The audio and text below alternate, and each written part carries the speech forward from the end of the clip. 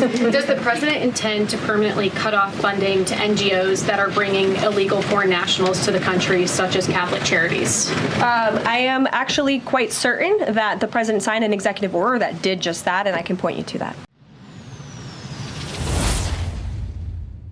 In today's video, we're going to take a listen to the Vice President, J.D. Vance, sharing some very choice words with NGOs, in particularly the Catholic Church. And the one question we're answering today, should the Seventh-day Adventist Church be engaged in NGO?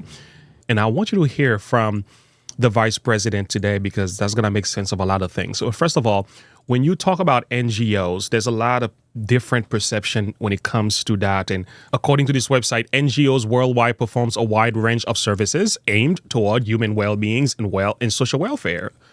These organizations relentlessly work towards development and bringing a positive change in the society. NGOs may have a different structure, activities, or policies, but all NGOs are committed towards their cause and perform their functions to achieve their respective goals. So that's according to them. So on the surface, you could say this doesn't necessarily mean there's anything wrong with this. Well, that's the front. Let's go a little deeper. Recent news, again, posted on X, we are told Catholic charities receive approximately $1.4 billion from the government for resettlement activity in recent years. In 2022, Catholic charities received more than $800 million to aid undocumented immigrants. Now, it's going to get a little bit dark here, because what you begin to realize, it's not just the Catholic Church. The Lutheran Church are involved in this as well. Church World Service and many others are engaged in this, including our beloved Seventh-day Adventist Church, as was mentioned by Fox News in this piece. Right. All the major religious groups are represented here. So, you've got HIAS, you've got Caritas, you've got the Lutherans, you got the Seventh-day Adventists, And Vicky went on to say that J.D. Vance is 100% correct about his criticism of the USCCB. And I thank him to giving voice to millions of us Catholics who think the same. So there's division in this. There are Catholics who agree with it, some Catholics who don't agree with it. In this video, this is DHS Christy Noam on Fox News is speaking about NGOs and how the Trump administration now is cutting off their funding. Yes, well, thank you, Will, for inviting me to be with you. Today, we are announcing that we have stopped all grant funding that's being abused by NGOs to facilitate illegal immigration into this country. So it's amazing to me the hundreds of millions of dollars that have been spent by the federal government that has been sent to NGOs to facilitate this invasion of our country. So I've taken action to stop those funds, to reevaluate them, and to make sure that we're actually using the taxpayer dollars in a way that strengthens this country, that keeps us safe. So I think people are curious when we look at grants that are given out by federal agencies at how they're utilized, and that evaluation needs to be done. We're not spending another dime to help the destruction of this country. We're going to make sure that we follow through on what President Trump has promised, and that's to make sure that we're securing our border, departing those who are here illegally, and committing criminal actions, and that our taxpayer dollars aren't spent to help it. And, Madam Secretary, I don't think people fully understand the role that NGOs play, many NGOs play, in facilitating illegal immigration. I just want to share these numbers with everybody up on the screen. We spend over $380 million, did in 2024, for sheltering and service programs for illegal immigrants. But the vast network of NGOs that help facilitate it through Panama, through Mexico, and make it a landing spot here in the United States is a massive contributor here to illegal immigration. So what you're telling us today is that now stops? At least the federal funding of that stops? Mm-hmm. Yes, through the Department of Homeland Security, we have stopped spending those dollars to fund those NGOs. And, well, what's been so revealing is that many of these NGOs actually have infrastructure and operations set up in Mexico on that side of the border that are telling those illegal immigrants to come to them, and they will get them across the border. So they're not just operating in the United States, they're operating outside of the United States to help make it easier for those who want to break our laws. Right.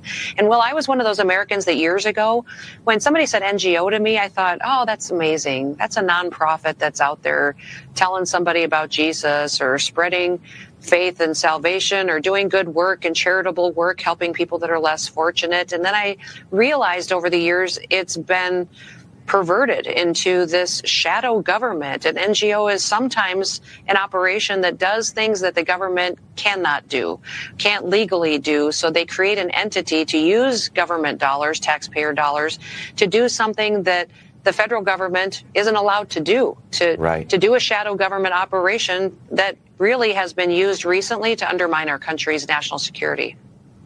Yeah, and they often have, and they are religious organizations, and they have very nice names, and they do great work in a lot of situations. But this is another thing that they are doing, is facilitating illegal immigration. All right, friends, I hope you heard that. That was abundantly clear to me. It has gotten corrupted. It's one thing it started on a positive note. When we gets corrupted, there's drug involved, there's sex trafficking involved, and there's illegal activities involved. That's a whole nother business, and it becomes a government-run entities. All right, so should God people be involved in stuff like this? Andrew Roman, has President Donald Trump cut off federal funding to ADRA? Does the president intend to permanently cut off funding to NGOs that are bringing illegal foreign nationals to the country, such as Catholic charities? I am actually quite certain that the president signed an executive order that did just that, and I can point you to that. Okay, let's read on.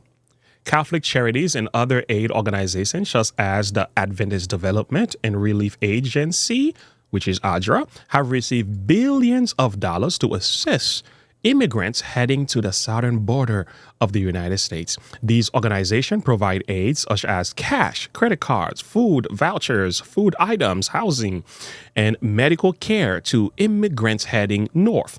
ADRA has been receiving money from the government for years and has also used that money to pay for vouchers and food cards for immigrants traveling to the United States of America. The Trump administration has just suspended all money for NGOs because it believes that the federal funds are being used to help illegal immigrants break the law. And it's not just Trump who believe that 55% of Americans support deporting all immigrants who are in the country illegally. This means that NGOs such as ADRA are seen as helping to facilitate the illegal entry of the immigrants into the United States by assisting migrants in their journey to the United States. Many Americans see these organizations as helping to support human trafficking, child trafficking, and exploitation by cartels. In addition, Donald Trump campaigned and won the presidential election by expressing that the illegal immigration places a burden on public resources, overburdens social services, and fosters resentment among legal immigrants who follow proper procedure, and more than half of the population support him. So what else do you want me to say? What else do you want me to say?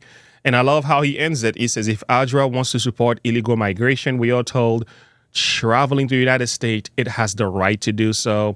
And if it so chooses, but now they will have to provide those services out of their own pockets. Now, let's take a listen to the Vice President, J.D. Vance, regarding these Catholic charities and these NGOs organizations. Strong words. The U.S. Conference of Catholic Bishops this week condemned some of the executive orders signed by President Trump, specifically those allowing immigration and customs enforcement to enter churches and to enter schools. Do you personally support the idea of conducting a raid or enforcement action in a church service, at a school? Well, let me address this. Of course, if you have a person who is convicted of a violent crime, whether they're an illegal immigrant or a non-illegal immigrant, you have to go and get that person to protect the public safety. That's not unique to immigration. But let me just address this particular issue, Margaret, because as a practicing Catholic, I was actually heartbroken by that statement.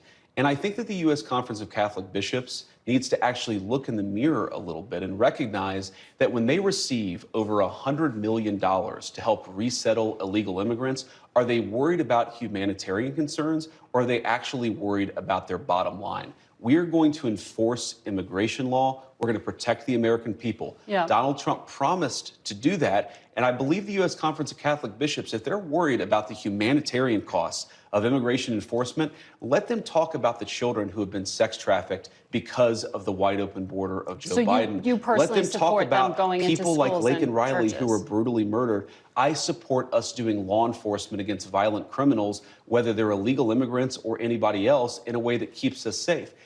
Let me ask this question, Margaret. Let's separate the immigration issue. If you had a violent murderer in a school, of course I want law enforcement to go and get that person out. Of course. So what's the point of the question? You changed the regulation this week. That's the point of the question. Exactly. Giving the authority to go into churches and go into schools. We empowered law enforcement to enforce But the that law also everywhere has to protect knock-on Americans. Effect, a chilling effect, arguably, to people to not send their kids to school. I desperately hope it has a chilling In the effect on churches, illegal immigrants you think coming the U.S. into our Conference country. of Catholic Bishops are actively hiding criminals from I think the U.S. law Conference enforcement? of Catholic Bishops has frankly not been a good partner in common sense immigration enforcement that the American people voted for. And I hope, again, as a devout Catholic, that they'll do better. You heard it, friends.